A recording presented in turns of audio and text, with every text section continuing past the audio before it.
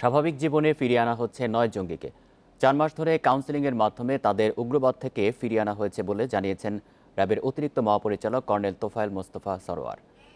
আজ রাজধানীর কুর্মিটোলা র্যাব সদর দপ্তরে আনুষ্ঠানিকভাবে পরিবারের কাছে হস্তান্তর করা হবে। বুধবার এক সংবাদ সম্মেলনে র্যাব জানায়, তাদের মধ্যে প্রকৌশলী, চিকিৎসক, স্বামী স্ত্রী সহ আছে নব্য ও পুরাতন জেএমবির সদস্যরা। প্রথমবারের মতো জঙ্গিদের স্বাভাবিক জীবনে ফেরাতে উদ্যোগ নেওয়া হয়েছে। এর জন্য গঠন করেছে জঙ্গি পুনর্বাসন কাউন্সিল। এই ধরনের উদ্যোগ আগামীতেও অব্যাহত থাকবে বলেও জানায় র্যাব।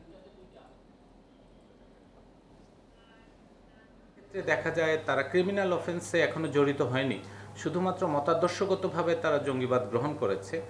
তাদেরকে রিহেবিলিটেট করা, তারা যেন অন্য জঙ্গিবাদের সংস্পর্শে গিয়ে তারা আরও বেশি রেডিক্যালাইজ না হয়,